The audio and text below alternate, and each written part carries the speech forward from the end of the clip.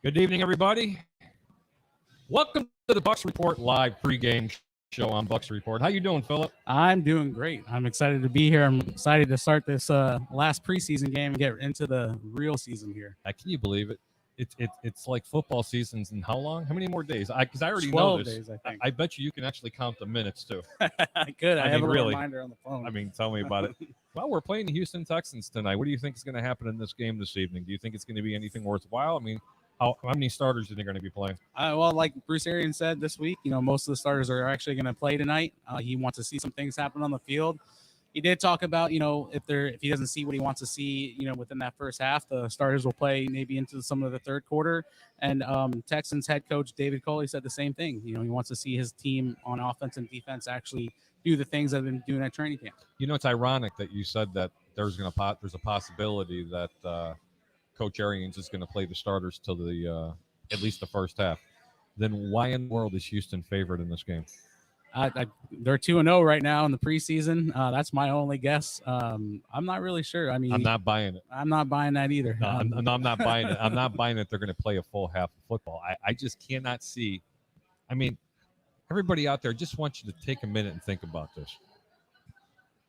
Would you play Tom Brady and the rest of your number ones for a full half of football that's absolutely meaningless? I'm going to have to counter that and say they're going to be off for a whole another week before they play that opening game on September 9th. So that's a way not to get rusty. And that's what I'm assuming it is. Philip, I got to say, we're live here at the Deck Bar and Grill in Isla del Sol. What a great place to come. This is where your watch parties are going to be from here on out on Bucs Report Live. This is where we're going to have the pregame show. And I'll tell you what, it's going to be a lot of fun. This is a great place to come. You got the golf course right here in front of us, a nice little man-made river thingy out here with some palm trees. And, of course, it's going to be a great atmosphere when the season actually gets kicked off here. Absolutely. Have any questions or comments, go ahead and post them. We're going to go ahead and read them live on the air. If you have a question for either one of us, make sure you do that. And it might even bring up a different narrative. Also, we're taking phone calls live tonight at 727-320-5866, 727-320-5866. I'm Harry the Greek. I'm your host this evening with Mr. Philip Schwegler. Philip, I know you've got a lot to talk about. It's like my buddy over here is like taking a bottle of beer. You've shaken him really well, and then you just kind of like hurry up and, unscrew it, and all of a sudden just let it go. Philip, all eyes are on you, brother. I want to know exactly what you're thinking is going to happen in this pregame. Not pregame. What's going to happen in this preseason game? There's a lot of players that are going to be on the bubble. Yeah. Is there anybody in particular that you're looking forward to seeing? It's on the Buccaneers side on the offense. I'm really looking at something that's kind of been, building up as the preseason games have gone on. Week 1 and week 2. Looking at tight ends Tanner Hudson and Cody McElroy, watching them battle it out right now, and I think Tanner Hudson might have a slight edge just because his blocking capabilities are a little bit more better than McElroy's. He did miss a block last week, I think, for Keyshawn Vaughn, and being a tackle for a loss. But they both have great hands. And Tanner Hudson, if you've watched him through, the last year and this year in the preseason, he's been a, preseason superstar. The guy got hands. He has, a little bit of a ceiling on him where he can get a little bit better at certain things. But watching those two battle it out tonight, it's going to be fun to watch. I got to tell you, you're talking about Tanner Hudson. I don't know how he breaks the 53 this year. And I'm going to tell you right now, he'd be a number 2 or even a number 1 on some of these teams in the National Football League. No, I definitely agree. How does he crack it with O.J. Howard, Cameron Brate, and some older guy by the name of Rob Gronkowski? Please explain this to me. It's all, special teams. That's Bruce Arians' biggest thing. It's been this whole training camp is this is a really hard roster to make. They returned all 22 starters. They have all those, second string guys that play key roles in this offense and this defense also. So if you're going to make the team, you're going to make the team on special teams. And this is where, these two players are going to have to, really shine. And the special teams for this team has not been good. Looking at last year, looking at this preseason, they've given up a lot of big returns in the punt game and in the kick coverage. So definitely they're going to have to shine in that, special teams play to really make a chance. I'd love to see him actually make it, but I just can't see it. Because look, you're really good at math. Okay. And I know that. You're only allowed to have 53. Yeah. So let's be real. There's going to be like 48 that are already locked up. There's 5, 6, 7 spots that are going to be open. Okay. And the vast majority of these players okay, are going to, they're going to make it. They're going to go on the practice squad. Yeah. Okay, some of the bubble players. But just because you're on the bubble, Bruce Arians actually said, that doesn't mean you're making the team. Okay, Yeah, I think even if you did make it, because you have to remember, there's a lot of teams in the National Football League that have to cut their players down to 53. Yeah. And, Bruce Arians said, I mean, someone's garbage could be someone else's, Exactly. You know what I mean? And, You know the old saying. Yeah, Oy vey. going off, with talking about Bruce Arians, he said, don't go out and buy a house if you make it, the first round of cuts, second round of cuts, so you're not guaranteed to be on there. All these players that get cut from these rosters here to get it down to 53 here this next week, they have to clear waivers for the Buccaneers to bring it back on their practice squad. So that's going to be a big thing, but that's why these preseason games are so important. They have to put something out on the field. They need to make some kind of tape, for possibly another team for them to sign them. Possibly, like you were saying, Tanner Hudson could be a starter on some of these teams. Cody McElroy could be. They got to put something on the field tonight. Yeah, definitely.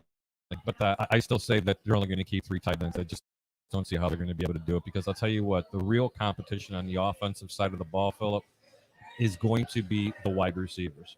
Yeah, that's a deep group right there. It's going to be. It has to be a deep group. I got a question for everybody that's out there. It's the first time that I've used this equipment over here at the Deck Bar and Grill. We need someone to go ahead and leave a comment. Do we sound okay? Do we look okay? I mean, I just want to make sure that we're broadcasting properly. So make sure you go ahead and post a comment. And yes, I did notice the one comment in there that says that Tampa Bay was favored in this game. It was a couple of days ago that the Houston Texans were favored in this game. So they actually may be playing, and they actually, if they're favored by 4 or 3 or 4, they may actually play the whole half. Vegas is seeing something, right? Yep. I'm going to go to some of the comments. Bucs Time 12 says, "Go Bucs." Thank you, Bucs Time 12, for tuning in. Kevin Ryerson, they aren't favored. That's why I went ahead and recorrected that. Sorry about that. And I'm the prognosticator. How about that? I mean, it just doesn't normally do that. And Bucs are favored by 4. Absolutely. Kevin says, Griff going to get cut. You think so? He could clear waivers and make it back on the practice squad, but that's the only place I see him making this team. They're not gonna cut a second round pick in Kyle Trask. All right, and Blaine Gabbert's a proven guy. He's worked under Bruce Arians' system. I mean, so are you saying they're going to keep 3 on the active, or is one going to be going to definitely keeping 3 active quarterbacks on this roster? On the roster. On the roster. And those 3 obviously is Tom Brady, Blaine Gabbert, and then Kyle Trask. Yeah, I mean, you have to. You put Kyle Trask out on waivers, cut him at the end. I mean, someone's going to pick him up as a second round draft pick right there. No, but they don't have to put him on waivers. They can actually protect him still, and they can put him on the. Oh, Lord, my brain's not working here. Philip, help me practice squad. On the practice squad. No, it's just been a long day for me. And from what I understand, you can't touch a practice squad player, especially if they're a rookie. They're protected. Well, each week, each team can protect, I think it's up to 4 players. I have to brush up on that before the season starts. But each week they'll put out, these are the players we're protecting on the practice squad. They cannot be signed from another team. I don't see Griff making the cut here. Yeah, I don't do either. See him getting that's why they drafted Kyle Trask. The question is whether or not Kyle Trask makes it the number 2 or if he stays 3rd. Definitely in my this opinion, season. I think he's going to be 3rd. I don't think he's going to get any kind of playing time, unfortunately. And if he does, that's not good news. Yeah, and that means injuries, and knock on wood, nothing happens to Tom Brady or Blaine Gabbert. But yeah, that's the only way that you're going to see him out there, unless they're blowing out some team like they did last season against the Lions there towards the end when Blaine Gabbert got some playing time. Yep. Actually looked really good, but then again, that was a decimated Lions team. But I'm not going to take anything away from them. They put some points up on them. Bucs Time 12 says, Tryon has been the story of camp. Hope he gets another sack. I think he's having a pretty damn good preseason. I think so too. I mean, you watch him play. I mean, the moves that he has already, that first step. I mean, that's the biggest thing everyone talks about on ESPN. All the big news heads or whatever is that first step.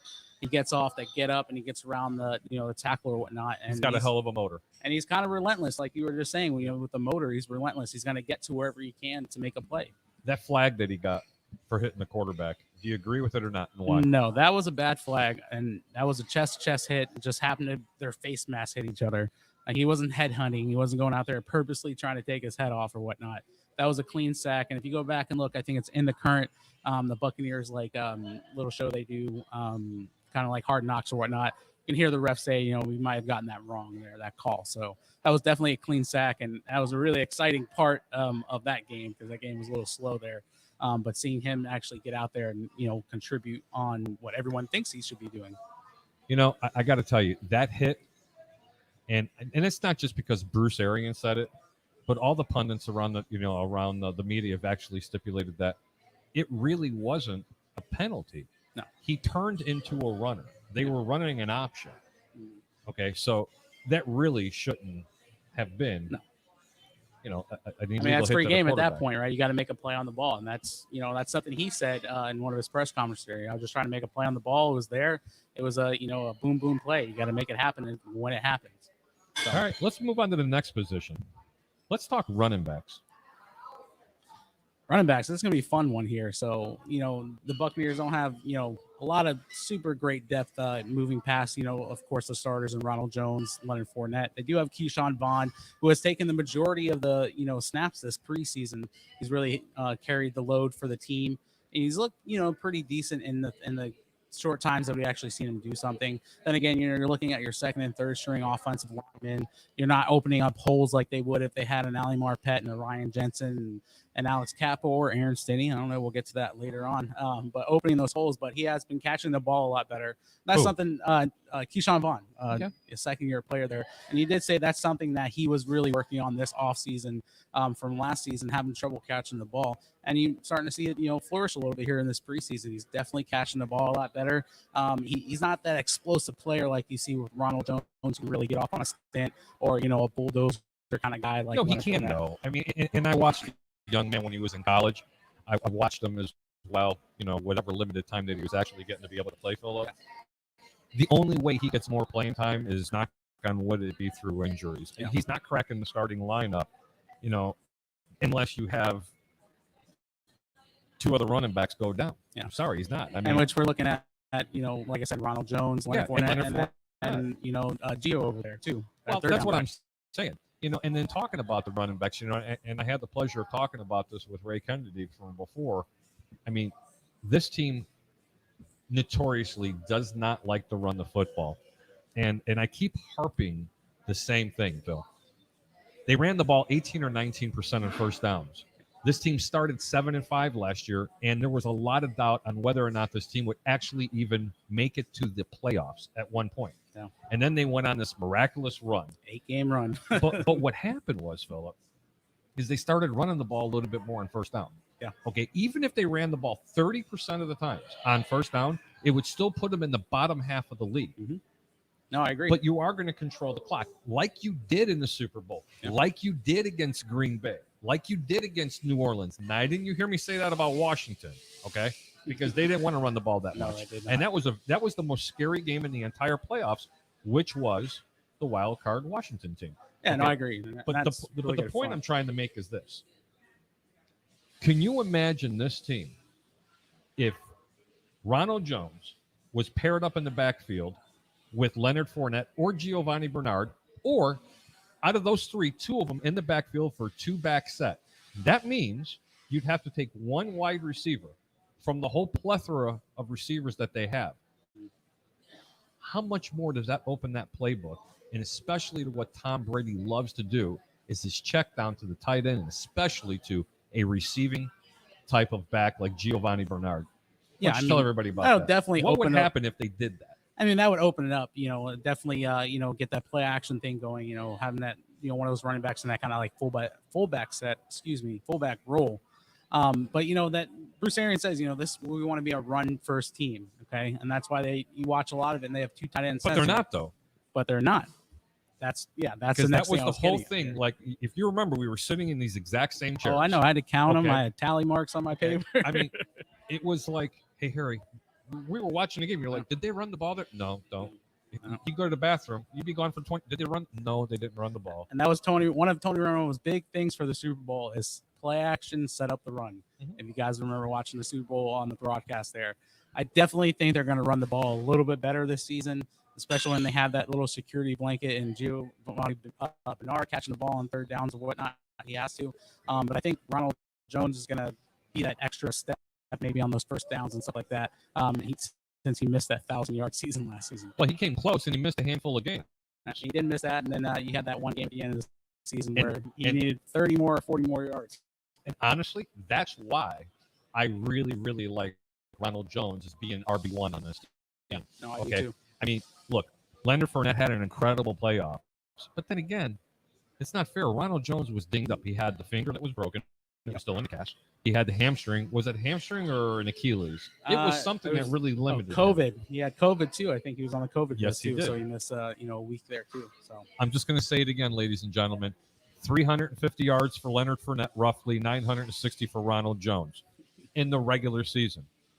Get off bandwagon of saying that Ronald Jones should be the number 2 or shouldn't even be on this ball club, because I've heard a lot of people talking about that. Ronald Jones is their bell cow, in my opinion. Everybody else can have one because that's why everybody has an opinion. Yeah, What's your thoughts on that? No, definitely. Ronald Jones has the elusiveness. Excuse me, I was trying to find the right word there. That you want in your running back one, that first down back, that second down back. All right, now we talked about Leonard Fournette. He's more that bulldozer guy. That guy is going to break a few tackles, using his shoulder pads, using his head. Ronald Jones is what gives him speed. Okay, this is the guy that's going to open up the field a little bit more for him. You can watch back last season against Carolina when he had that 98-yard run, made the middle linebacker miss, or the safety, whoever came down, and it was that was it. That's what you get from Ronald Jones. Okay, the guy that can break the speed out. Okay, yeah, that's fair enough. That's fair enough. We're gonna have to go to a 30-second commercial. Actually, we're gonna make it a total of 45. I'm gonna go ahead and reset something over here. Appreciate everybody tuning in. Don't go anywhere. I promise you, we are going to be right back.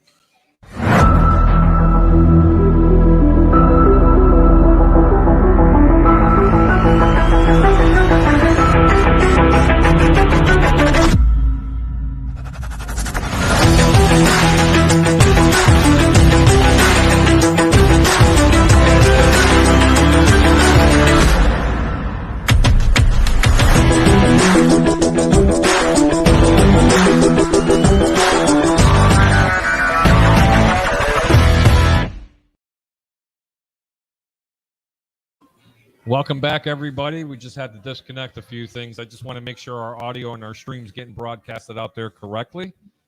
These are some of the things that that are kind of challenging when we're. Well, this is our preseason too. This is our last dress rehearsal. It's our preseason. You know what? You're cut. Oh, okay. Can I get the bartender up here next? No, I'm only kidding you, man. I should be cut. What are you kidding me? No, man. You're great up here, man. Oh my God. You're the handicapper over here. Yeah, that's exactly what it is. All right, so they keep 3 running backs, or even 4. They do have Keyshawn Vaughn here, okay?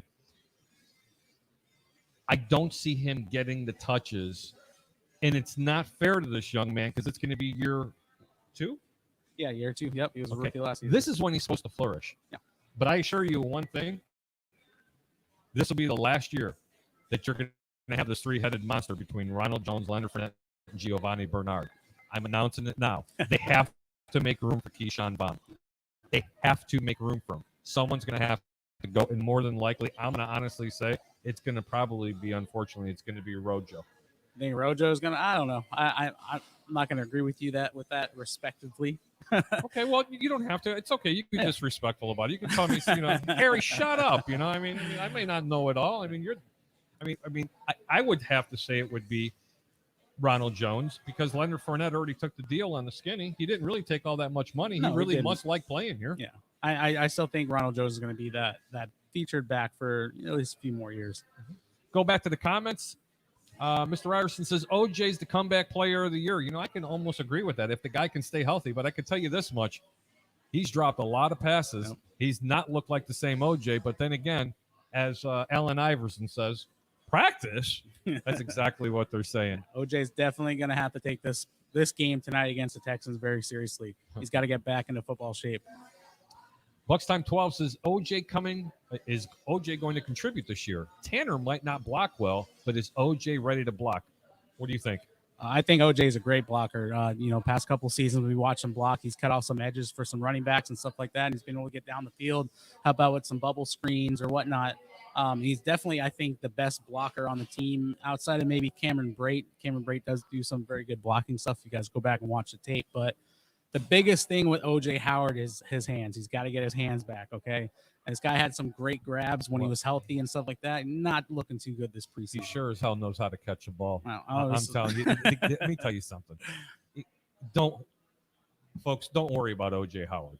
Okay, the only thing you have to worry about is to make sure the guy stays healthy. If this guy stays healthy, what a weapon that's going to be with him on one side and Gronkowski on the other, and then constantly rotating Cameron Brayton there. But I really like Gronkowski on this team, and I'll tell you why. It's not so much for his pass catching ability, it's his blocking ability. It's something that a lot of people don't really talk about. He is the reason why Tom Brady's jersey literally hardly got dirty in the second half of the season. I mean, you can look back on that Washington game when you had Chase Young there on the edge. Who did they put against the side there to be the extra blocker? Oh, yeah. With Donovan Smith, they constantly put him over there with Donovan Smith and everything. I don't think – did Chase Young even get a sniff? I don't think he had a sack, no. I don't think he had a sack either. He didn't. That O-line played very well that game against a really good defensive front against Washington. Teresa Baxter says, hi, guys. Kevin says, we will have 3 1K wide receivers. It's a lot of yards. But let me tell you something. If they do, you mind if I take this one? No, go ahead. I'll tell you what. If they have 3 1,000-yard receivers, it'll be statistically one of the best ever. However, with that being said, you're not going to have a 1,000-yard run. Yeah, it's just not going to happen, and you're not going to be able to control that offense. And that is why they won the Super Bowl that's why they won the playoffs and they won the Super Bowl. It was through their running game and playing defense.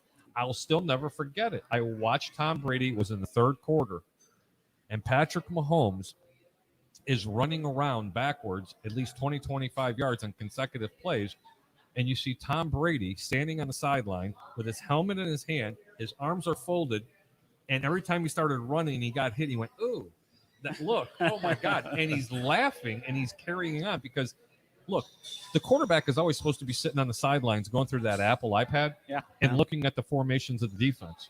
He couldn't help himself but look at what that defense was doing. Yeah. On his own defense for the Bucs. That's Tampa Bay football right there. That's what it's supposed to be. That's what's kind of been the legacy here. They passed for under 200 yards in that game, folks. That was Tom friggin' Brady passed for under 200 yards in that game, and they blew this team out because of defense and running. So I'm going to say you don't want to see 3 1,000-yard receivers on this team. Yeah, I agree. I mean, you might get maybe Rob Gronkowski gets 1,000 yards, or a tight end, something like that. But definitely I could see Mike Evans, Godwin, or Antonio Brown. I guess that's the 3 right there. Two of those players will probably get close to 1,000 yards. You know, now that you mentioned the bad word, wide receivers, okay, there's 6 wide receivers. You got Evans, Godwin, and Brown, okay? That is going to be your top 3. Yep. Okay. 100%. Now, the rest of them is going to be Scotty Miller, Tyler Johnson, Jaden Mickens, Jalen Darden, and Justin Watson. Who and why? And how many do they keep, do you think? You think they keep 6? 5? I think you would have to keep 6, right? You know, you got that Jalen Darden. He's kind of like might be faster than Scotty Miller. He's got a little bit of tune-up to do, but I don't think he's going to really go to the practice squad. I think they're going to keep him on the roster there. I definitely think the guys that are going to be cut, maybe put on the bubble there is Travis Johnson. He hasn't already been cut. I can't remember exactly what was said, but you know, it's going to be really hard to make the team wide receiver unless you're contributing on special teams, like we talked before, you know, whether that be, you know, a gunner on special teams or a punt return, that kind of guy. But it's definitely, I think it's going to be Scott Miller and Jalen Darden that cut out the bottom of that. Who do you think the Buccaneers are going to feature this evening, in your opinion, to see what they're going to have the most with? Are they going to play a little bit more Tyler Johnson, Jaden Mickens, Jalen Darden? I'm sorry. I think, you know, we'll go with Tyler Johnson. You know, he might get these a little bit tonight. You know, he's made some amazing catches, especially in the playoffs there against the Saints, and I think one against Green Bay. But I think they kind of know what they have in him. He did come to camp a little bit heavy. He has lost the weight since then, from what I've read and listened to. I didn't hear that. How heavy did he come in? Was he severely overweight, or they were just talking about he came in a little overweight? They just said he came in a little bit overweight. It wasn't really in the shape they want him to, but I think on week 2 of training camp, he got back into shape, and they were fine with him. So unfortunately, I have to plug this in. Okay, so you go ahead and keep talking, buddy. So we'll get a little bit of breaking news here. Okay, not really breaking. Happened about maybe an hour and a half, 2 hours ago. Ndamukong Suh got placed on the COVID-19 list. He is vaccinated, from what we understand, as most of the team is. So he just has to have 2 negative tests within 24 hours and show no symptoms, and he come back.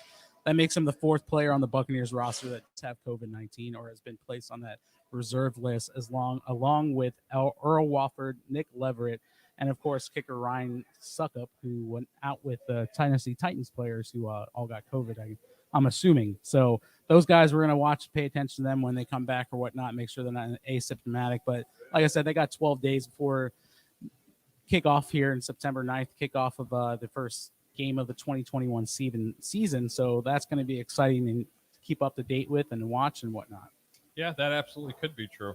But I'm going to tell you right now, I don't think that Tyler Johnson sees the field as much as you think he's going to, because I honestly think that he's going to be part of the 6. I think it's going to be between Mickens, Darden, and Watson. I'm sorry, Mickens and Justin Watson. Justin Watson, yeah. They're going to have to see what they have with Watson, them. Yeah. A lot of people forget about him. But you know what? He's got pretty good hands. No, he does have and good he's got hands. Decent speed. He's a really good route runner.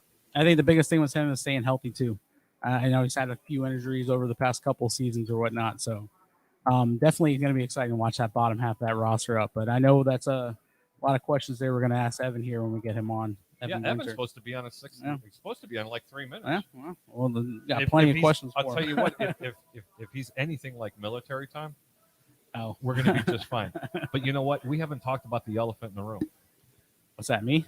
No. The kicking position with Ryan Suckup having COVID. Yeah, well, they'll have the rookie out there tonight. Borregales. He'll make his debut, I guess, in the preseason. Can we please put this narrative to bed? He's not making this team, and he's not taking over for Ryan Suckup. I don't care that he's kicking 60-plus yard field goals, okay? It's not the real game, okay? And if he is as good as advertised, they can't cut Ryan Suckup. Because if they did, they have 12 million reasons why they're not going to. And what's going to happen, you ready?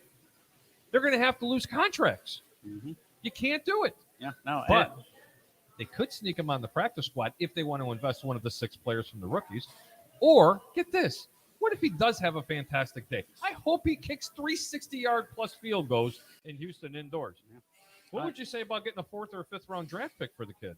I mean, we'll see what happens tonight. But I mean, Ryan Suckup is the guy. Okay, the guy was automatic last season. You know, this whole missing kicks this training camp or whatnot. And Jason Light. Okay, I mean, we all know that he's enamored with kickers. Okay, we just had to look back a couple of years ago with Aguayo. What's his name? Roberto Aguayo. Roberto. I mean, looked great in practice. No, did. The man looked absolutely phenomenal in practice. You know what, ladies and gentlemen, I'm going to go ahead and take 1 second. I'm going to bring one person in here. This man will probably forget more about football and the Tampa Bay Buccaneers than we'll ever learn. Ladies and gentlemen, Mr. Evan Winter. Evan, how are you, sir? What's up, Harry? I appreciate it, man. I don't get very many expanded mind compliments often, so I appreciate that. That's okay, buddy. I was told to do that from my wife because if I didn't, she said you'd never come back on any of my programs. I said, that's just not true. Evan's a cool dude. It's just he works when I'm working. Exactly, man. No, I'm always down to come on, so you know that's good. Evan, how are you, man? How's everything treating you? I'm great. I don't know about y'all, but it's the final preseason game of the preseason, as funny as that sounds, and that means we are less than 2 weeks away from Tampa Bay Buccaneers football. We get a full half of starters tonight, possibly going into the third quarter. Obviously, that's not a good thing if they're going into the third quarter, but I'm stoked. I wonder how are y'all doing?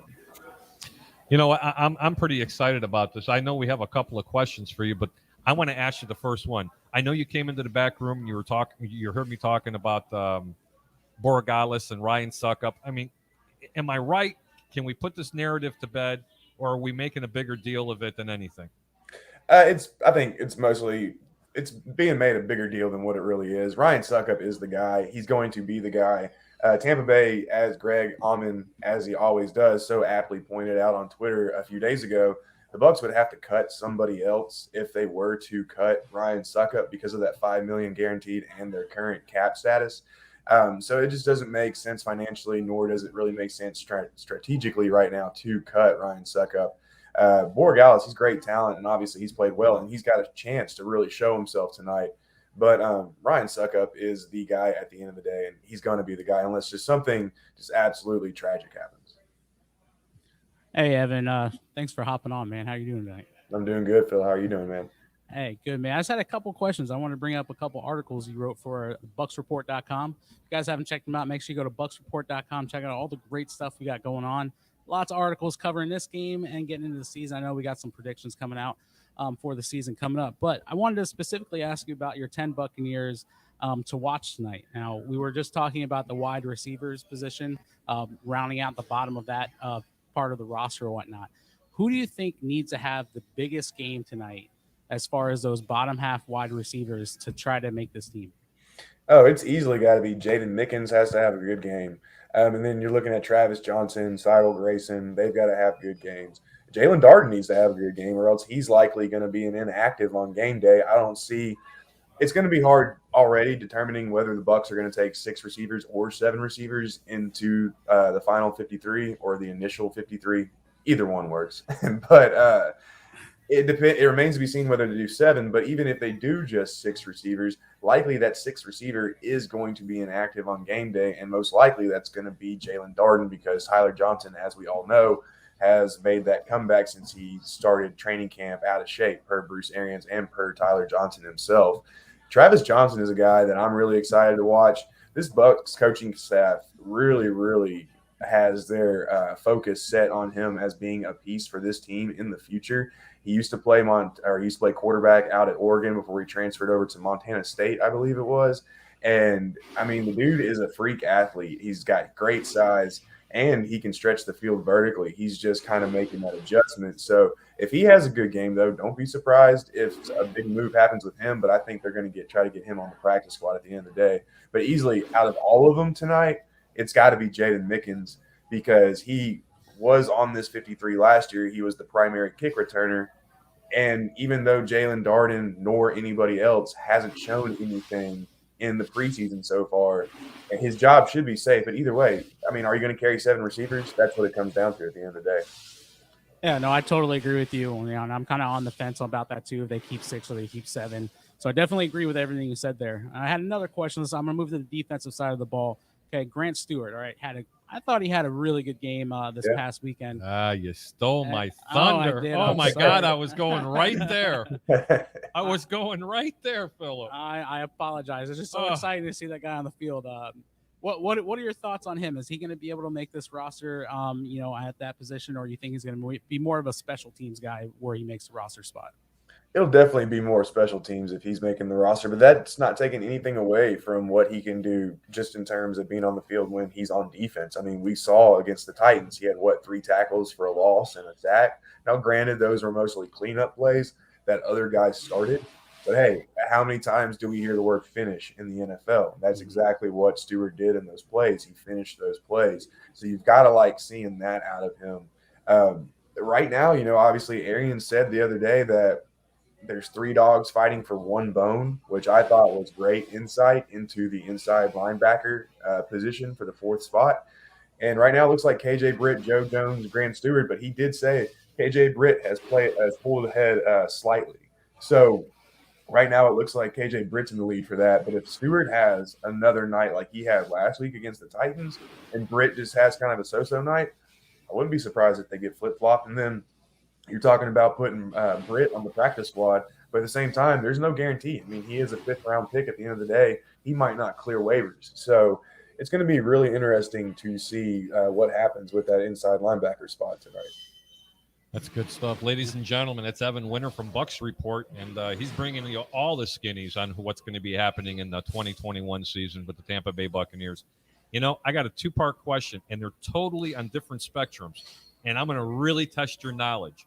Who's the long snapper for this team? And let me ask you something. If he went down, who's the backup long snapper on this team? So I had to ask. It would be Zach Triner. He would be the long snapper, or Trainer. I can't remember exactly how his last name. Trainer. Yeah, I just read that. I mean, I didn't even know that, but I'm glad you told me. And those phonetical pronunciations are, like how they have next to the name comes in handy so much. But my guess would be probably Ryan Jensen would step in as the team's long snapper. If I had to guess, that is a very good question. I do not know that, and that would be a great question for somebody in the media. You know what? I got to tell you, and that's why I was wondering, because when we're talking about Tanner Hudson, okay, I mean, typically your long snappers are, lanky kind of guys. They're not 300-pound linemen, right? Okay, and they have to be very athletic. I mean, could there be a possibility that maybe a tight end on this roster. Oh, I see where you're trying to connect some dots here. Yeah, I see, because okay. because really good football teams have a tendency of doing this. But anyway, other than hypothecating, boy, did I just say a bad word? Hypothecate. I heard it. I didn't. I don't know how to spell it, but I said it. All right, I got a question for you. Let's start out over here. What is your projected lineup with the quarterbacks on the 53 this year? Woo, with the quarterbacks, it'll be Tom Brady, obviously. I mean, actually, I don't. No, I'm kidding. No, it'll be Tom Brady, and then we got Blaine Gabbert, and then we got Kyle Trask. That's who I've got. Ryan Griffin will go to the practice squad if he really. They keep him, huh? Well, yeah, on the practice squad, of course. Yeah, I mean, with all the COVID stuff, because you got to think about it this way: if let's say something happens with COVID, like what we're seeing right now, let's say Blaine Gabbert goes down. Well, then that means Kyle Trask is going to be your backup quarterback on game day. Not right now. Not too sure if that's what you want to see right now. No disrespect to Trask. It's just, what we've seen on the field. Pretty sure he's not ready to handle a starting role in the NFL just yet. So it would be nice to have Ryan Griffin on the practice squad to call up. Even if he's only seen game action for, 5 minutes in 2019, it would still be nice to have a veteran guy who knows the offense and who can at least get guys lined up. I know Kyle Trask at the same time. The thing that's been raved about him the most is his mental aspect and how much he's grasping the offense, which kind of runs counterproductive to what I just said. But at the same time, Griff's been in this offense now for 3 years. He's been in the NFL for 8. He knows kind of how things go. So it would just be nice to have – let me take a quick half step back. If Tom Brady goes down, we're screwed anyways. I mean, the Bucs are screwed anyway. Now, hold on. I got to ask you this, and I can appreciate it. I've watched enough of Blaine Gabbert throughout his career, and I have never been a Blaine Gabbert fan. Let me be the first one to say it. Yeah. Since he's been under this regime, I have changed my tune about him. His release has gotten a lot better. He sees the field a lot better. He still has wheels. His only knock, in my opinion, and you've been out there and you've seen it, he does not throw well to his right when he's running. Yeah. He does throw well moving to his left, and he has a tendency of overthrowing his receivers. But his release has gotten a lot better. I'm telling you, man, the last time I seen him throw, that ball was getting on the receivers before they were even coming out of their breaks. I mean, that's just, that's something to be said. Okay. Oh, for sure. I still think that this team can win with Blaine Gabbert. It would be a little tricky getting and winning a Super Bowl with Blaine Gabbert, but I don't think we're in as much trouble with this team as you think. This is a pretty loaded team, especially if they decide that they want to run the football. And I know you've heard me go on my rants about the way this team runs the football. 18% of the time on first down is way too little. Evan, you have to agree with it. Right. If they ran this ball 30% of the times, do I dare say that this team could run the table this year by doing that? I mean, and again, I hate to say that, but do you think they could actually have a better record this year if they ran the football, or do they have to have the same type of mentality they had last year? No, and by the way, Harry, shout out, man. Look at you having some nuance. I mean, sports talking nuance, who would have ever known? but no, man. I mean, dude, I am totally in favor of them actually running the ball more this year. I know that goes counterintuitive to a lot of the analytics stuff out there. And I know a lot of people who follow me know that I'm really big into analytics, but at the same time, I'm big into common sense as well. And when you've got a 44-year-old quarterback back there behind center, I don't care who the quarterback is. I don't care who the quarterback is throwing to. You want to have a running game for him to rely on. You don't want to put it all on his shoulders or on his arm, whatever pun you want to use. And yeah, man, if they can really get a solid running game going last year, or going like they did have towards the end of last year, dude, this offense is going to be unstoppable. The team will be unstoppable because then you're helping out your defense. So thank you. Yeah, I mean, it's just thank you. Finally, someone telling me that they don't have to rest on Tom Brady's shoulders. It's nice to have Antonio Brown and Chris Godwin and Mike Evans. Okay, the rest of the wide receivers, you know what? Scotty Miller, Tyler Johnson, Jalen Darden, Jaden Mickens, and I can't pronounce his name, Cyril Grayson. Is that it? You got it. I said it. Okay, look, I love the wide receivers, but if you want to win football games in the National Football League, you first must play defense. You must run the football. You've got to be able to run the football, and that was my biggest complaint last year with this team. Philip, you sat next to me many a times last year. I kept screaming about it. Okay. I mean, there was a game they ran the ball 5 times, I think is what it was. And I think 2 of them they took a knee, or one of them they took a knee. That was against New Orleans. Right. New Orleans, that blowout yes. loss there. Right. Yeah. All I'm going to say, guys, 7-5 they started the year last year, and people were talking about this team possibly not going to the playoffs. And then they went on an 8-game winning streak, and they did it off the back of a defense. Vita Vea helped out a lot, but they really, really started succeeding when they started running the football.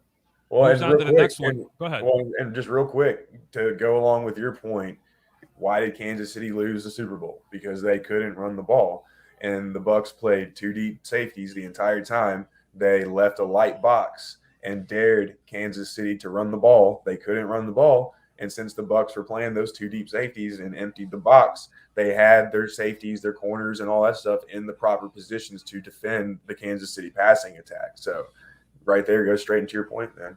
No, without question. I'll tell you what. And that was a wrinkle that Kansas City didn't see against the first game. I can tell you that. Yep, And- for sure. And you know what? You know what's really cool?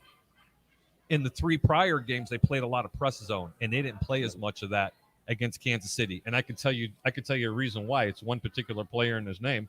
His name is Tyreek Hill. That was not happening again. No. Okay. No. But when they did play a press zone, oh boy. Oh boy. Did you see Patrick Mahomes? You know what? We can't keep going down that rabbit hole. Listen, I New want to season, know. first to be pissed. I know it's just I loved watching that game. I mean, it was just poetry in motion. I got to tell you, and I have to ask, what are you looking forward tonight with the Houston Texans? What are you looking on that side of the ball that could possibly give Tampa Bay any kind of problems, or you really just don't care? No, they're Pat. No, I'll always care. Always got to care about what's going on, no matter. Even though who's it's the opponent. preseason. Exactly right. But no, the Texans defense, man.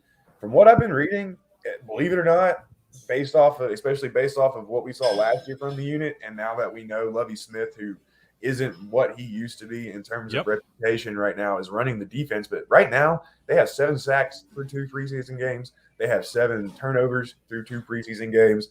They're allowing 11 points per game. Now, granted, they played like Jordan Love, Kurt Benkert, Garrett Gilbert, blah, blah, blah, so on and so forth. But they've dominated lesser opponents. That's what you're supposed to do against lesser opponents. Now, does that mean they're ready to take on a full-fledged offense like the Bucs have to offer?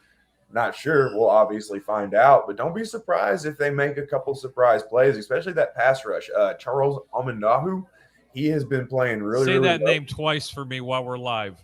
Charles Aminahu. So there we go. Okay. I've been practicing. But don't ask See, me now, to if say you say Vita it Vea. 3 times, then Lovie Smith would have to come on. You know, man, I got to tell you, that's the real reason right there. That team was a dumpster fire on defense last year. They couldn't stop you, me, and Phillip if we were lining up on the other side of the ball, okay?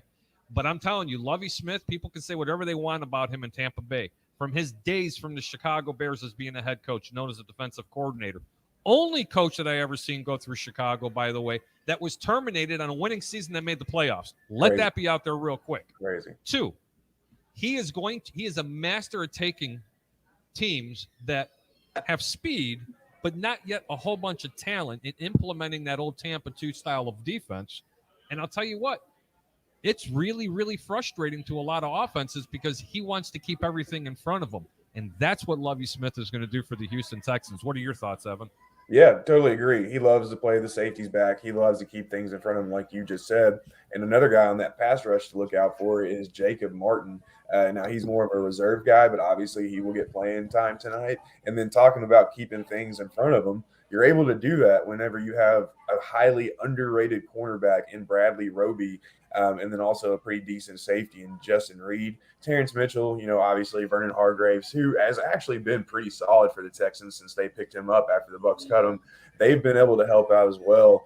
I think Bradley Roby's actually suspended. I don't know if he's going to play tonight, but just in terms of talking throughout the season, and what they plan on doing, that kind of stuff, having those type of players allows Lovey to do what he's, been known for doing, like you were just talking about. So, yeah, it's going to be interesting to see. On top of that, will Deshaun Watson play? I don't think he is. I'm pretty sure news already came out that he's not. But it's going to be interesting to see what this Texans passing attack does as well, because it is terrible. And especially with Laramie Tunsil being out tonight, this Bucs defense has a chance to feast. So that's something else I'm going to be watching is how does this Bucs defense take advantage of this really inept Texans offense? I understand after looking over the stats and watching a little bit of the games, I can totally see now why they have like 10 running backs on their roster because their quarterback play is not good, man. It's not good. Yeah, no, I agree with you. And, I looked at all the stats and of course, I've read your articles. I've read other articles. I've listened to press conferences and everything. And the biggest thing that I'm watching for tonight, again, in this Texans game against this Buccaneers is watching their defensive front seven against the Tampa Bay's running game. They only allowed 29, I think, rushing yards there in that second half last week against Dallas. So that's something I'm looking forward to tonight, seeing what happens with Ronald Jones, Leonard Fournette, and all that kind of stuff. They want to come back a little bit and talk about a couple of little battles we're going to see here tonight. We already talked about Tanner Hudson and Cody McElroy battling out. Bruce Arians brought up something, and I know you wrote an article about Alex Kappa and Aaron Stinney being closer than most people think that they are. What's your take on that, and who do you think wins out that right guard spot? Yeah, I think it's totally legit. I mean, Stinney's had a solid camp. You go back and watch his preseason games, he's had a solid performance as well. And Kappa, honestly, even though he's been back since OTAs, he still looks a little rusty out there. He looks like he's still kind of getting used to the game, which, yeah, I mean, you fracture your ankle, especially anytime like these big guys get, lower body injury or ligament injury, anything like that, it's a big deal because they're big guys and they have to support all that weight, and it just makes things a lot harder to come back from. But he definitely looks a little rusty out there. Granted, also at the same time, he hasn't been playing with the starters. Last week he was in there with Nick Leverett at center and Brad Sitton at right tackle. I mean, that is completely different than having Ryan Jensen on your left side and Tristan Wirfs on your right. I mean, correct me if I'm wrong. But, I think there is legitimate competition there between him and Stinney. Stinney has just absolutely taken off since that Washington football playoff game.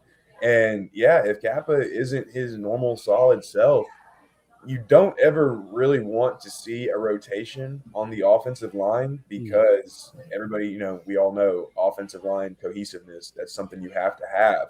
But it's not like they're just throwing a complete stranger in there with Stinney. But either way, if Kappa doesn't perform like he has, if there is some kind of rust, Tom Brady's health is absolutely monumental. Got to keep him up. So it wouldn't surprise me if there's a rotation or if Stinney gets a chance to crack the starting lineup a certain week. It won't surprise me at all. So definitely keep your eye on that one for sure. Yeah, for sure. And, and like you already said, Aaron Stinney, he played great there in the playoffs. Bruce Arians has echoed that as well. So that's going to be another fun thing to watch there. I did want to get to one more player before we go on break here. I was talking about Javon Hagan, okay? What kind of game does he have to have tonight to really make this roster and make an impact on, those defensive back coaches and on Todd Bowles? I think, honestly, I don't think he has to be tipping passes to himself and making interceptions. I don't think he's going to have to be blowing up the backfield. Now, granted, those things are what you want to do, and those would be nice to see.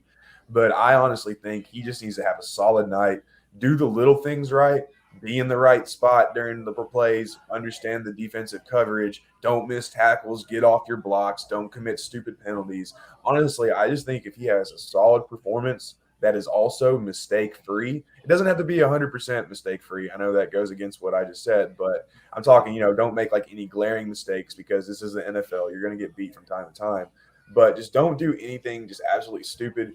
Show that you can consistently be there and you understand the defense. And I think he wins the 4 safety spot because obviously Raven Green just got waived. Chris Cooper, Bruce Arians did mention him last week about how he showed up on special teams. So don't count out Chris Cooper just yet. But really, even with Ross Cockrell, what he's done over the preseason, which has been great at safety, I still think the Bucs are going to want to carry 4 going into the season, especially with Jordan Whitehead. I mean, he still has injury issues right now. So I think they're going to carry 4 safeties. And right now, I think it's Hagan's job to lose. But he does have to play well tonight if he wants to definitely lock that roster spot up. Evan, I know we're talking about the preseason game, and I just can't help myself. And I always assume that everybody likes to gamble a little bit. And people that say they don't like to gamble, I still say they like to gamble. They just don't know it. Okay, so I'm going to put you on the spot here, brother. Yeah. Week 1. if you've listened to any of my shows on the over under on Wednesday evenings, or even some of the other shows that I might appear on, I've been touting for the last 2.5, 3 months that the line in Week 1's game against the Dallas Cowboys, it opened up that Dallas was getting only 6 points. Right. And I'm not going to go in on how much of a slap in the face it is that, this team was one of the worst teams in the National Football League last year, albeit was due to injuries. You're still talking about the Super Bowl champions. You're still talking about the Tampa Bay Buccaneers being at home. And I told everybody to go ahead and buy that line at 6 and 6.5. I said it was going to go up. And by game time, I'm still predicting that this game is going to be Tampa Bay -9. It is now 7.5. Do you think that 7.5 is still a play, or at some point you have to look toward Dallas to grab the points and take the points that way? That's a really good question. And yeah, hey, by the way, kudos on the gambling. I actually got money on the game tonight. But hold on, wait a minute. You got what? I got money on the game. Yeah, man. I took the 3.5 with the Bucs. So you're a sicko. You understand? A sicko. But it's okay. I do. I gotta feel alive, Harry. I just want to feel alive again, man. That's all. No, I totally understand. But I do have to let everybody know, for all your gambling needs, go to betus.com. You deposit $100 and you enter promo code BucsReport125. If you mention BucsReport125 and you deposit $100, they give you an extra $125 to your bankroll. That's a lot of money. Just by reporting Bucs Report, 125. And that's awesome. It really is. But go ahead. I want to hear what you had to say. No, you took the 3.5, but I want to know about the Dallas game. Do you think that's too many points? No, I would take the 7.5. I think Tampa Bay right now, as everything stands, obviously, actually, God forbid, let me change my verbiage there. God forbid something happens tonight to change that. But right now, I think they win by 10 points. And 10 points, honestly, against the Cowboys, knowing what we know going into the game with Dak Prescott, who has not even seen live game action since he was hurt last year. 7.5 all day, man. And honestly, if somebody's feeling a little timid, then just buy that line down to 6.5, maybe even 7. You're not going to make as much, but at least look at my boy throwing some knowledge there about buying points. Hey, people want to overcomplicate gambling. At the end of the day, it's once you get in there and figure it out, it's really not that. I mean, don't get me wrong, it's hard, but it's not as complicated as some people try to make it out to be. You know what's really funny? Even some of the people that are on this platform with Bucs Report, and I'm going to leave them nameless. You guys know who you are. You said you'd have to take Dallas at +6.5 because it was the opening game. I'm not kidding you, man. I've heard it all. Okay. Tampa is supposed to beat the brakes off this team in the regular season. I understand they drafted the middle linebacker. What was his name? Are you talking about the kid out Penn State? No, the kid out Penn State. Yeah, I don't remember his name. But he doesn't play the other 11 positions, okay? No. Sorry. Okay. Look, it's not going to make a difference. Just like Evan alluded to. Didn't he allude? He actually said it. How long has Dak Prescott been up? Forever. Okay. Since week 4. Give me a break, man. Seriously, give me a break. It's just not going to happen. That was one of the best lines that I have seen in such a long time. And for people that are out there that haven't heard my rant about this, that means if the game was in Dallas when that line first opened, that Tampa would only be favored by a field goal. Right. Let that sink in for a second. They're in Tampa, for Christ's sakes. Mm-hmm. Ezekiel Elliott, good luck, buddy. The only way that Dallas covers this game or they even win is if Ezekiel Elliott goes off for $1.50 to 203 TDs. I don't see that happening. Evan, what's your thoughts? No, that's the key to this too, as well. Is Dallas is going to want to run the ball, and the Bucs have shown that they don't care who your running back is outside of Dalvin Cook in the first quarter. They're going to stop them. They're going to shut them down. They shut down Derrick Henry 2 years ago whenever he played, and that was whenever he still had a good season. I think he led the league in rushing yards that year. I'm pretty sure he led it 2 years in a row, if I remember correctly. And the Bucs still shut him down in 2019 when they came up to Nashville. That's going to be one of the biggest points. And yeah, I mean, there's one thing that I think the line setters and just the people who aren't going to take Tampa if it's anything over 6.5 or even 6.5. I think one thing they're not factoring in is the crowd. There was only partial openings in stadiums last year. This crowd, man, the first day at training camp when I was there, dude, that crowd was insane. And if that crowd is any kind of resemblance or any kind of what's the word I'm looking here for? If that word is any kind of just insight as to what the crowd is going to be on game nights, it's going to be unreal. It's going to be, your 2000, 2003, those type of years where everybody's just raucous and ready to go. And on opening night, when you have the banner drop, oh man, that right there is worth 2 points on its own. Without question. Ladies and gentlemen, this is Mr. Evan Winter, and I'm going to put you on the line with 2 questions, and then I'm going to let Philip go ahead and ask a couple of more. I know I'm keeping you a little longer than usual, but I'm going to be honest with you, Evan. I could keep you on all night long, man. Your knowledge is just unreal, and it's just not about Tampa Bay sports. It's about, believe me, if you haven't had a chance to read any of his articles, go to bucsreport.com. Go ahead and click on one of the links. It's some of the best news content that you're going to find about your Tampa Bay Buccaneers. Here's my question to you. Do you see a Super Bowl hangover? Not a permanent one. Do you see any kind of a Super Bowl hangover? And if so, why? I would say yes, there's going to be a slight hangover just because you have a lot of young players. Now, granted, you've got the great leadership out there in Tom Brady and Bruce Arians, all these guys who know what it's like to win the big game, know what it's like to come back and do it again.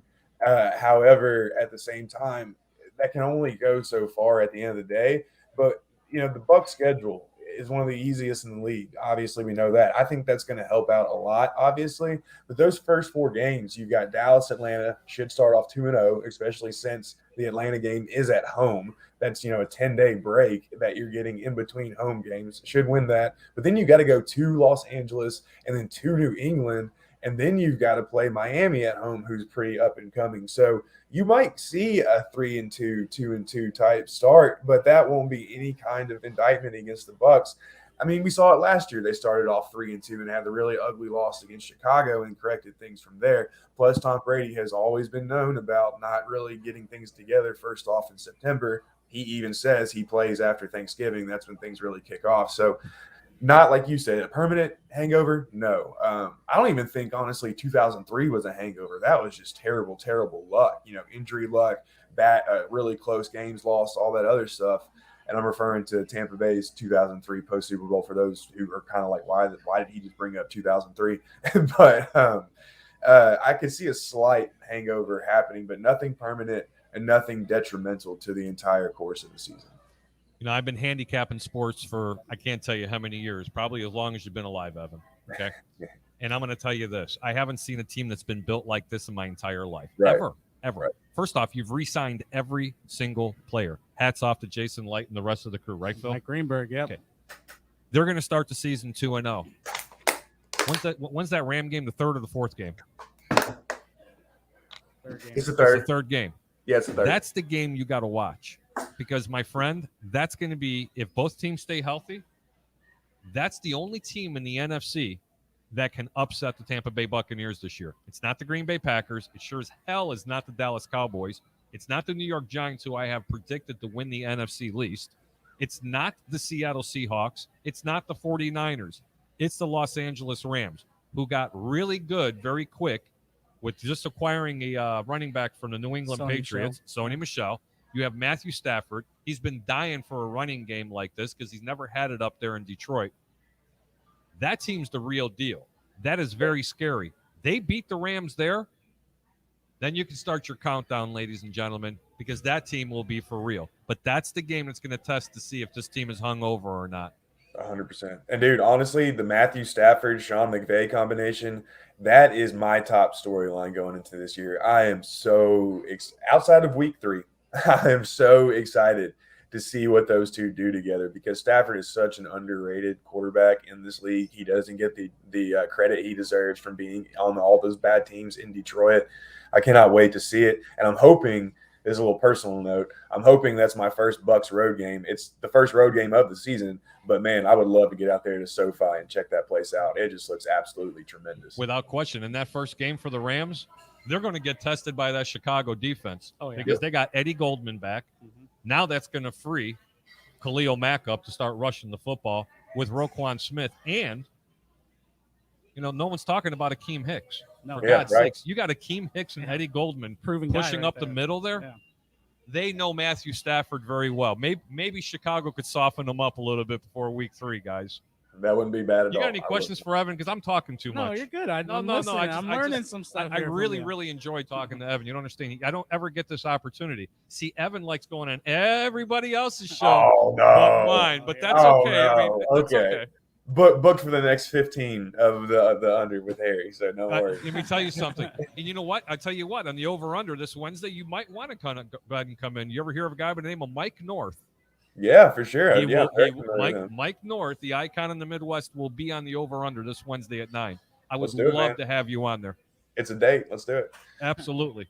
I got one more question for you there, Evan. Just talking about what Bruce Arians was saying, having the starters play the first half, maybe possibly the third quarter there.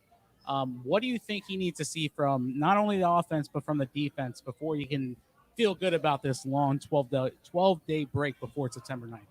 Any kind of points for the offense would be great.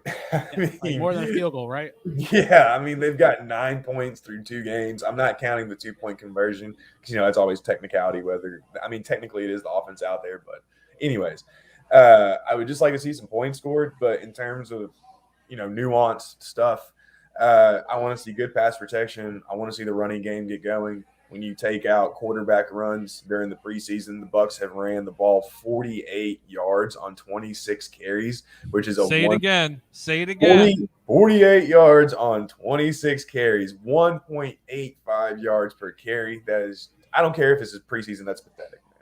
No, I understand that. And you want to know something, Evan? I don't care if they ran it 80 times for 30 yards, as long as they're making the attempt to run the football. Because I'll tell you what, when you have a Leonard Fournette and you have Ronald Jones with those two backs, trust me when I tell you, the 81st carry can take it right to the house, i.e. Carolina. That's how good this running game is. And both of those running backs, they're repetitious running backs. You got to keep feeding them the football. It's all about rhythm. You just can't bring them in for a series like they did last year, Evan. And then the next series, now they're sitting down for 3. You just can't do it. That was my only critique about Bruce Arians and Byron Leftwich. Because for the first 12 games of the season, I still don't think anybody knows who the hell was calling the plays. No, and that was my biggest thing, too, for Ronald Jones. Everyone kept giving Ronald Jones a hard time, not breaking off these big runs. They keep pulling him out here. He's a rhythm running back. The guy has to put some series together, some different plays together to get him going. And then you see what happens when he actually gets going. Absolutely. Evan, any parting thoughts? Because before you do leave us, I am going to get a prediction for a score. I want you to tell everybody out there who to look for. Maybe some sneaky players that might actually have a chance of making the bubble. Go for it. Yeah, so what tonight I'm mainly looking for is I just want to see mistake-free football. And also, honestly, at the end of the day, I just want the Bucs to come out of this healthy. That's all I want. Even if they come out and lose worse than they did to Tennessee last week, let's say it's 45-3 this week, just come out healthy. To me, that's a win in itself because you can do so much more with a healthy roster, obviously, in the NFL. And here's this mind-blowing stuff that, you so graciously commented to me about earlier. But guess what? In the NFL, if you're healthy, you can win games. I mean, I know that's like mind-blowing analysis, but, my score prediction, though, I'm going to say Bucs win 30-14. They should handle the Texans easily in this game. The Texans are one of the worst teams in the league, if not the worst team. David Coley, read up on him. He just, man, he's kicking field goals on opponents' 7-yard lines in the preseason. I mean, come on, man. I mean, the over and under is 36 in this game. I'm going to give you a free pick. Play the under. Very few games go over. I know you just said 30-14. You're going to say they're going to go over. I'm going to have to go under because that's why I like the over-under so much on Wednesday nights. Someone's got to go under, and someone has to go over. Well, hey, and honestly, I so my analysis and then my betting, they're two different things. So honestly, I parlayed the spread and the under. So I'm right there with you when it comes to putting money on it. But in terms of analysis, prediction, I think 30-14. But yeah, in terms of my money, man, I'm going with the under as well. Yep. You see, ladies and gentlemen, that's Evan Winter from Bucs Report. Great beat writer. Let me tell you something. Whatever this guy does, he's always going to be successful. This guy works his tail off. Any last questions for him? I don't, man. I appreciate you coming on and enjoy the game. I guess we'll talk there for postgame. Evan Winter, got anything for me? You want anything else? I'll see you Wednesday night, baby. You got it, brother. We'll see you Wednesday night. Thank you so much for joining us. Ladies and gentlemen, it's Evan Winters, your Evan Winter, Tampa Bay Buccaneers from Bucs Report. Yeah. That was some good stuff. He really broke down some of the stuff we really need to watch for. This you may call this preseason game, something that doesn't matter, blah, blah, blah. But, this is going to be the first chance we actually get to see what maybe the 2021 Tampa Bay Buccaneers starters look like here in this game. Absolutely. You know what we're going to have to do?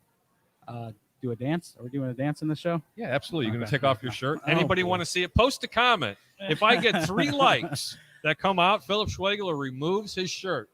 I'm wearing 2 shirts, so we're good there. We can do it. Oh, my God. Be back in a minute.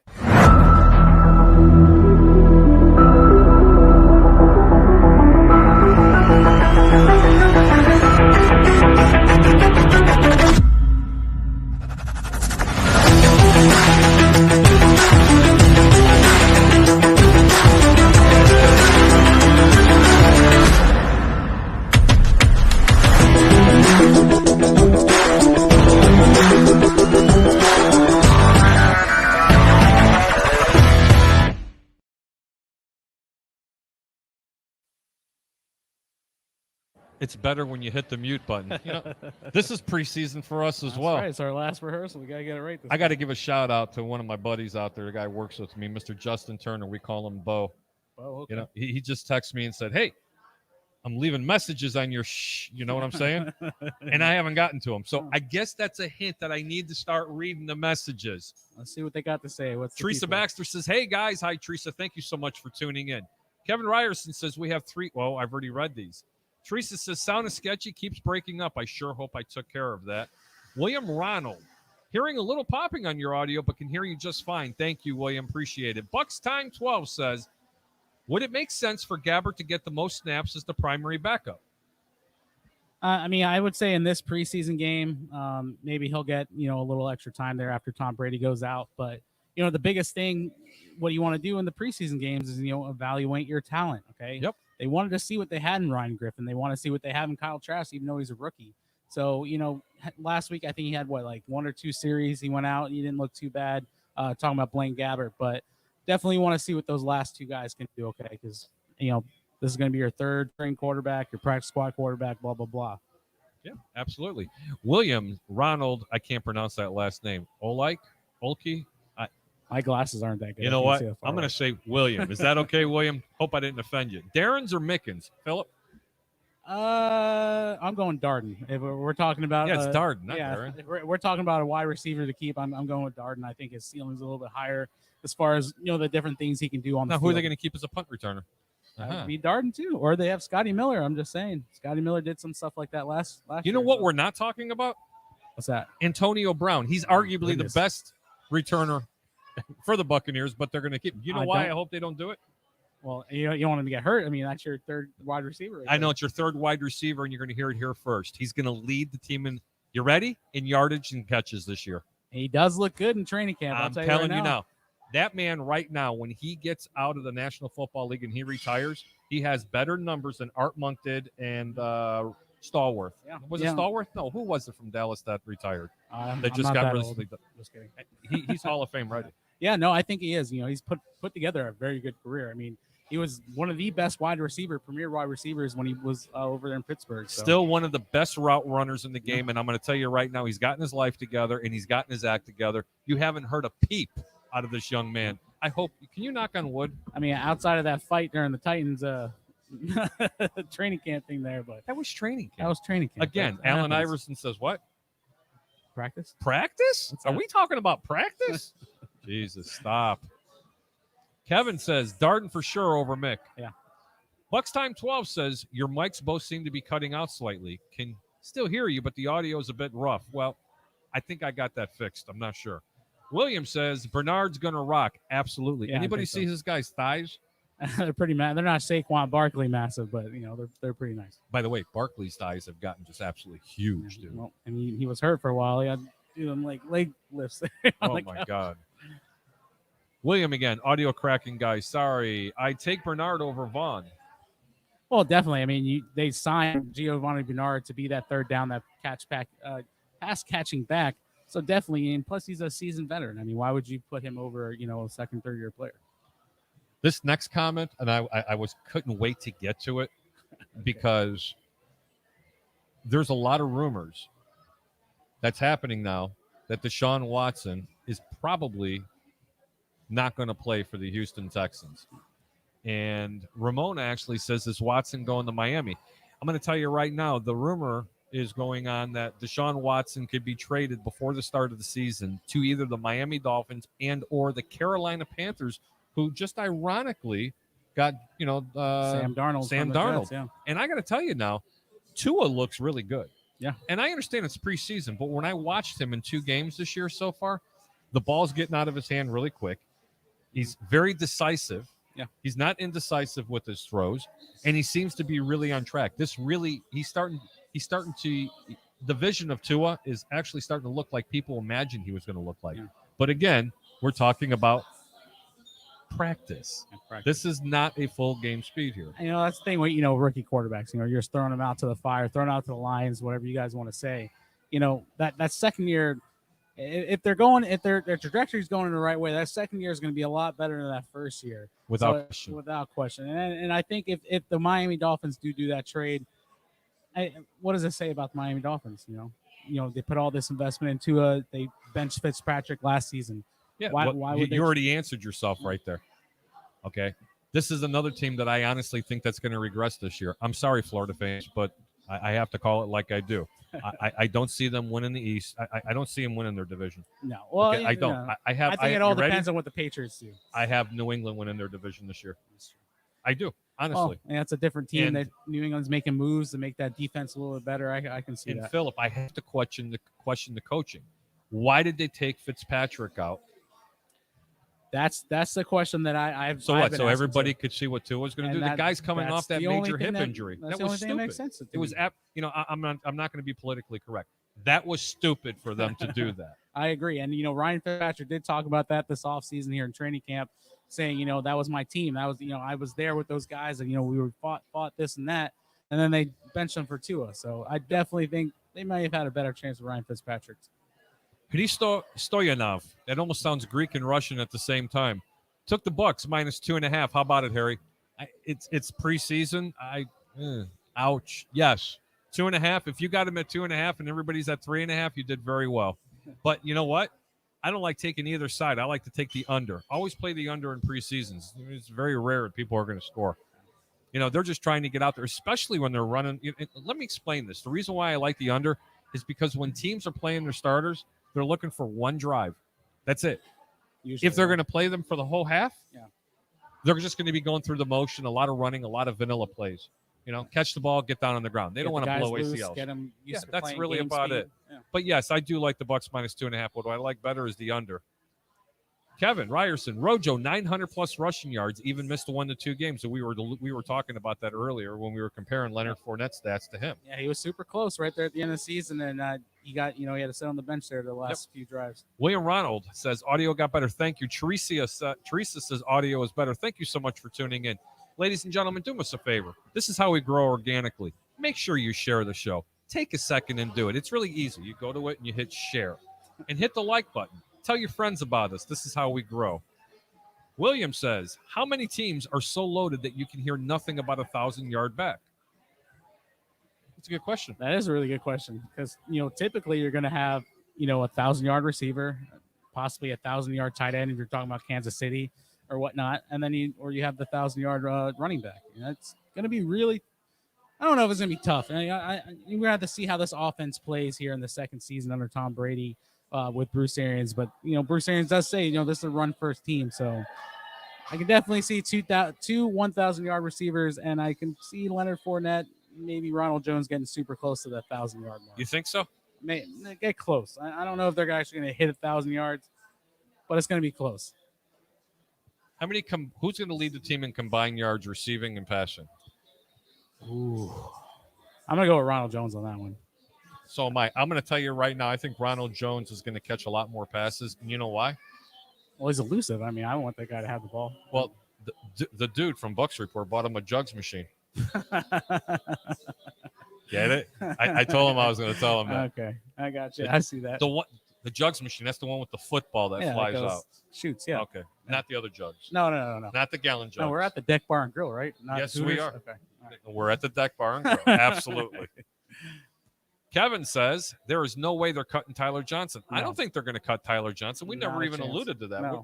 No, we were talking about the bottom half there, and yeah, I think we brought up Tyler Johnson as far as trying to give an example of what we're trying to say with that bottom half, 6 and 7 wide receiver spot. Kevin says Evans, Godwin's, AB, Miller, Johnson, and Darden kickoff and punt return. What do you think of that? I actually kind of like that. I do too. I still think, but that's kind of the sexy pick. Give me a little dark horse. You know, I just like Evan was talking about. He had a really good point about having Darden as an inactive for game day, and I think that's really what's going to happen there. I'm really seeing Scotty Miller there for kick returns and punt returns. Kevin says Tyler Johnson is our future. I can agree, but I can't agree either, and I'm going to explain why to this. Nobody knows what he's going to be like. Yeah. They're not going to know. He's playing behind 3 potential Hall of Famers, like Blaine Gabbert said a few weeks ago. Mike Evans, does he hit 1,000 yards this year? Mike Evans is going to hit 1,000 yards until the day he retires out of the NFL. That's my prediction. As long as he's healthy. He's going to have to stay healthy this year. He has to, 100%. I agree because with it got to a point that every catch that he was making in the second half of the season, he's coming up and having to trot off the field because he's holding his hamstring or his ribs or something like that. Yeah, and he did say this is probably the best he's felt in a long time. Bruce Arians said this is the best he's looked and the healthiest he's looked since he's been there. So, Bucs time 12. Hyde, Jose, or Belichick will steal him. Oh, goodness. And there's a lot of teams with some kicking problems right now. Okay, so if this guy has a good night tonight, he's going to get signed tomorrow. Yep. Bucs time 12 says the reason to keep Jose around is in case Ryan gets sudden virus or something. And they did do that last season. They did keep a kicker as a protected player each week or not on the practice squad. So I'm definitely leaning more towards that. He passes through waivers and everything like that here and when they get cut down to 53. Bo Turner says, the Greek. How you doing, Bo? Thank you so much for tuning in this evening. Give my love to everybody. Bo Turner, again, need picks this season. Bo, I'm going to give you some picks. I've already given it to you before, and I'm going to stick down to it. This is not the show I really like to do it, but I can't help myself. Bet the Bucs on week 1. They're only minus 7.5. But if you can buy a point, DM me and I'll explain you how to do it because I feel a little bit more comfortable at 6.5. Even though I think they're going to beat the brakes off of Dallas, I don't like giving 7.5 points to anybody. It's a lot of points. It's a lot of points, period. The end. Eric Moreno says, think Sue and Suckup will play in the season opener. I'll take this one. Yeah, definitely they play. I mean, they're both vaccinated players. They just have to have 2 negative tests here in 24 hours. And show no symptoms. Kevin says, my fault. I thought you said Tyler, not Travis. Oh, talking about Travis Johnson, Jonseon. Sorry. And one of my favorites, Tapasio. I just want to see Tommy Terrific Brady play. Well, you see him tonight, that's for sure. You're going to see him. I just don't think you're going to see as much of him as people are saying. And if you do, he's going to be doing, if he's passing, 1, 2, 3 throw. You're not going to see him stepping up in the pocket, alluding to the right. I would not be surprised if they put Jalen Darden out there on one side and they put Scotty Miller out and see who can catch a deep pass. Let me show you what it's going to look like for Tom Brady doing a 7-step drop. I hope everybody's watching this. Hit the record button because I am now Rick Hughes. Brady's doing his cadence.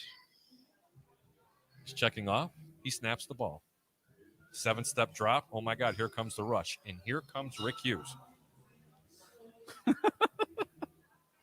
Oh, thank God. Thank you, Jesus. Thank you. Well, thank you. Definitely nerve-wracking. I mean, that's I'm telling you, I was talking to Rick on the phone the last time they were playing. Yeah.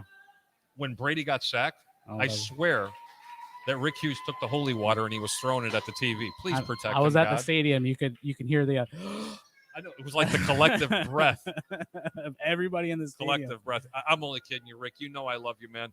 I just had to say that because I thought it was funny. But you know what?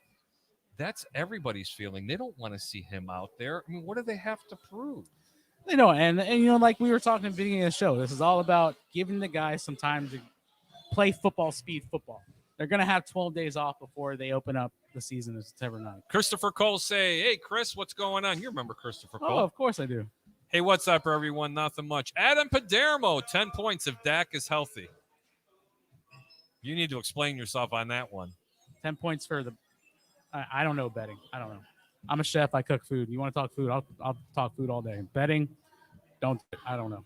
Oh, God. Bo Turner says, yo, Greek. Adam Padermo says Micah Parsons. I think that's when I was asking who the Oh, linebacker yeah, was. the It was linebacker. Mika. Micah. It's Mika or Micah. I think don't it's care Micah, what it yeah. is. All I know, the guy can ball. Yeah.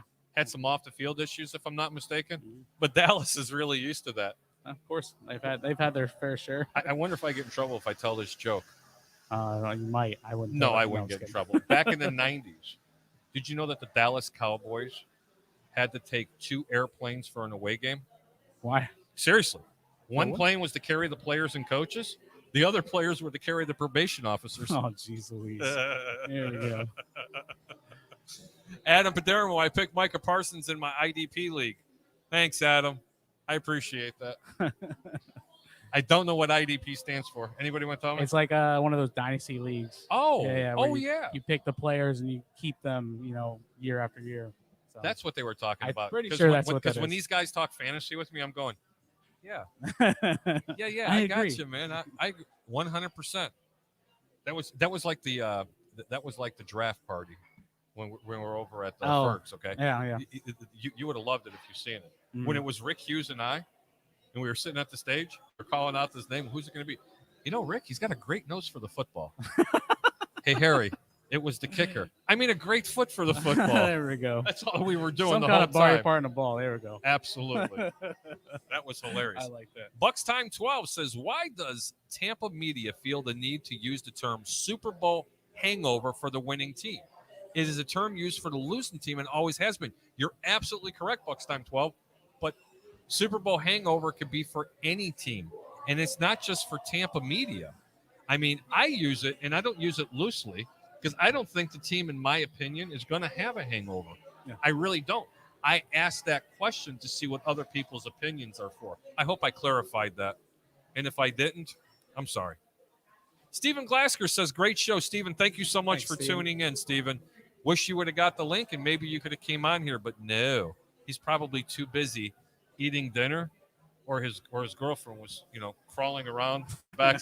You have to see that. That's hilarious. When we get off tonight, I'm going to show that to you. It really was pretty good, Philip.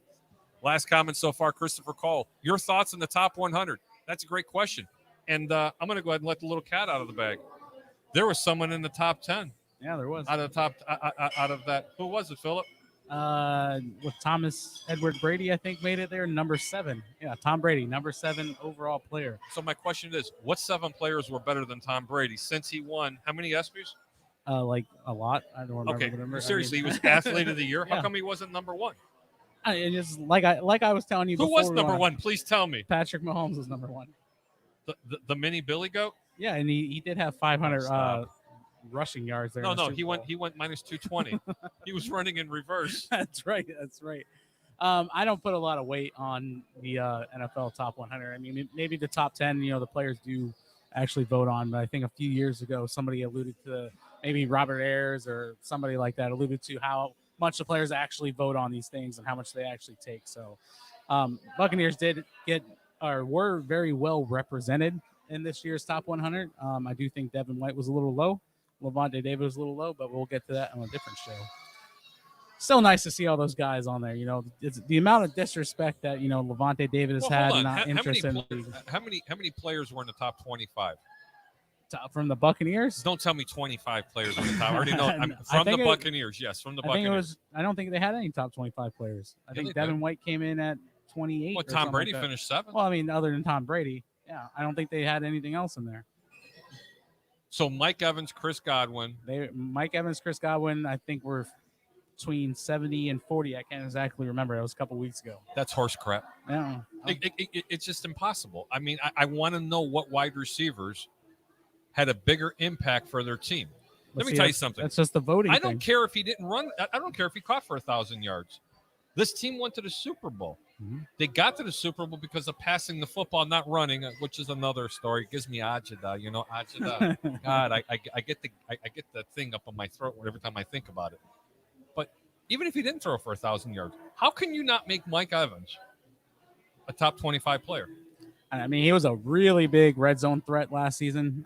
He had a couple of games with like 3 combined yards for like 3 touchdowns. It was crazy. It's the craziest thing I've ever seen out of a wide receiver statistic. But like I said, I mean, I don't think all the players vote on this. I think a lot of this thing is just let's try to put people's favorite things on there. Let's get people to watch the show, blah, blah, blah. So that's all I'm going to say about top 100. I don't know. Who are you looking forward to tonight from the safeties are going to be playing? Because ultimately, this game is going to decide who the safeties are going to be. I'm going to give you your options, okay? Antoine Winfield, he's a lock. Jordan Whitehead, a lock. Mike Edwards, Javon Hagan, Chris Cooper. I know two that I see is Antoine Winfield and Jordan Whitehead. Who makes it besides Jordan him? Whitehead's still kind of a little hurt, so I don't think he's playing tonight. Still dealing with, I believe, a shoulder. By the way, that guy throws his body around. I'm telling you right now, he's got to start taking better care of his shoulders because the way he hits some people, I'll be like, I would have broke my arm, broke my leg, my neck, and everything. But, I still think he's going to play. Oh, he's definitely going to be your starter there. Okay? He's going to be a starter. He's Antoine Winfield, and then him, and then you also have Mike Edwards who plays in that. I think he plays sometimes in nickel position or whatnot. I'm definitely watching Javon Hagan. That's the guy that I'm watching tonight. I want to see him make the team.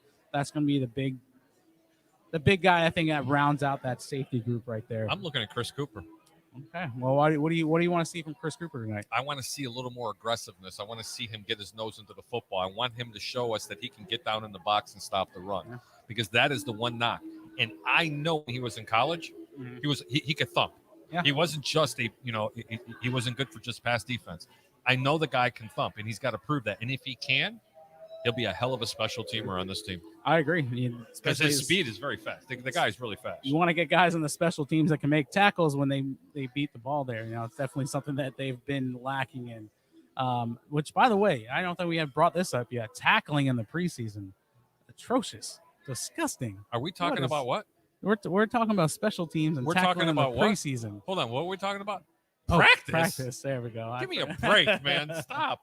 I'm just saying. Listen, notoriously in the preseason, teams that finish undefeated don't have winning seasons. Well. Yeah. They just don't do too well because they're out there really trying. Yeah. Okay.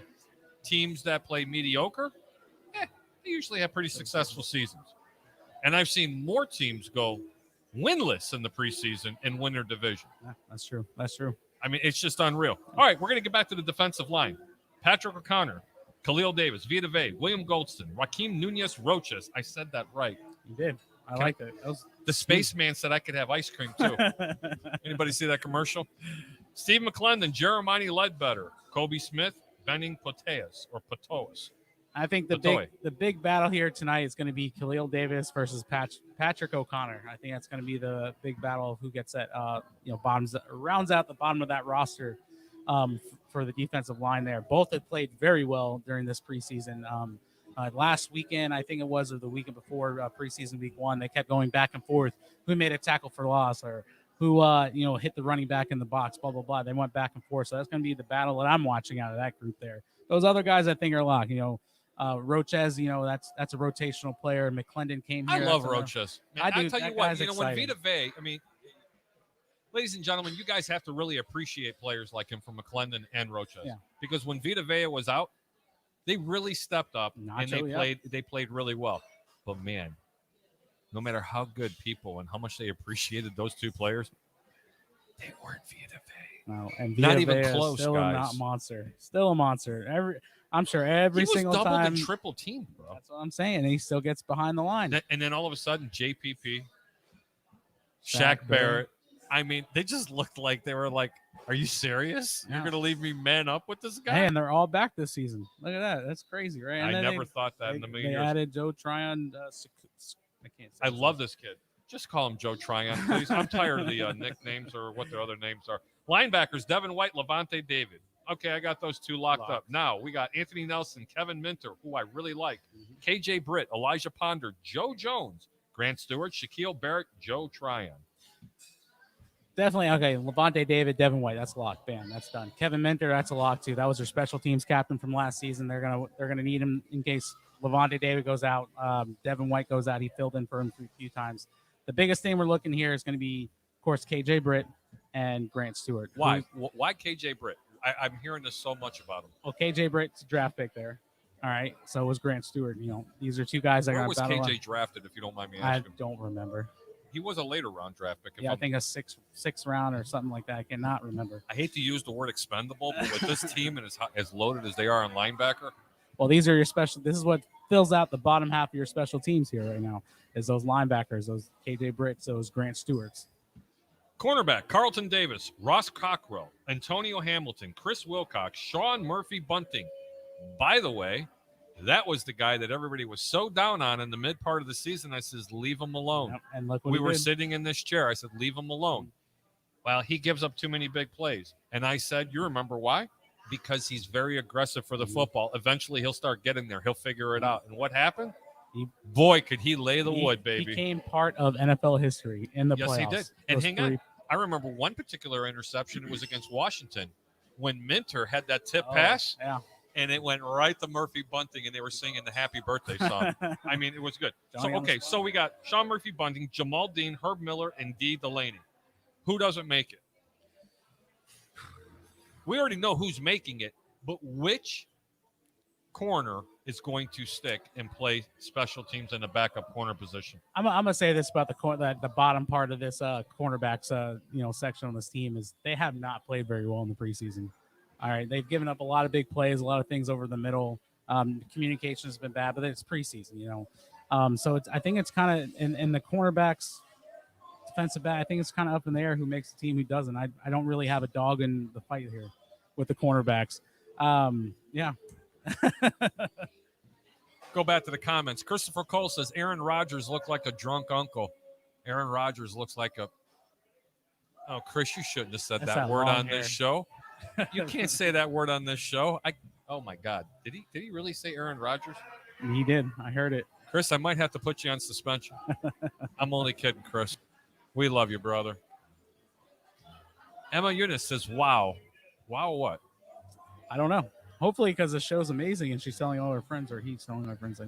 I think they're just telling all their friends. I'll tell you what. It seems like this is starting to get really ramped up over here. It is getting a little tonight. We're live music. We're live here at the Deck Bar and Grill in Isla del Sol. Make sure when you do come down, let them know that Bucs Report sent them from the pregame show. Go see my man, Mr. Cedric, over here. They got great drink specials. They have a live band from Act 3 tonight. Yeah, it's going to be a lot of fun. Yeah. And I'll tell you what, some of the best food that you're ever going to have. Seriously, it's a lot of entertainment. The scenery is absolutely incredible. They have multiple TVs in here. And I'll tell you what, for the game, this is the place you want to come get it. Yeah, this is where you want to go watch it. The Deck Bar and Grill at Isla del Sol. Let's say they have a big projector over there. They put the Bucs game up there every week for you guys. You remember that? Oh, of course. We'd all be huddled around eating our chicken wings. Oh, it was amazing. They have the shrimp there. That's just unbelievable. I'm going to have to try the shrimp then. I'm telling you. All right, that's probably what I'm getting after this. How about if we just bounce and go eat? All right, yeah. Where's you Cedric thinking at? about that? Put Cedric on. I don't know. Where's Cedric? Oh, my God. Any more comments? Don't see any more. It's about an hour to game time, brother. I want to thank everybody for tuning into the Bucs Report Live. Remember, for all your gambling needs, go to betus.com. Enter code BucsReport125. Deposit $100 and receive an additional $125 to your bankroll. That makes it $225. And don't forget, come to the Deck Bar and Grill in Isla del Sol. This is where we're going to have your pregame shows right here on Bucs Report Live. Philip, tell everybody where they can find you, brother. All right, you can find me here at the deck today. No, I'm just kidding. On Twitter, you go to follow me at PhilSchweg_BR. And, of course, at Bucs Report at Bucs_Report. So make sure you follow both those accounts. I might even have you coming on my show on Wednesday nights on the over-under. I'm good with that. Thank you very much for tuning into the pregame show live. In about 1 hour, your Tampa Bay Buccaneers are going to take on the Houston Texans at Houston. Should be a very interesting game. Hopefully nobody gets hurt. Remember where to find us. You can see me Wednesday night at 9 p.m. on the over-under. I'm Harry the Greek. I am your host of the pregame show on Bucs Report Live. My co-host, Mr. Philip Schwegler. We want to thank you for tuning in. God bless everybody. Have a great day.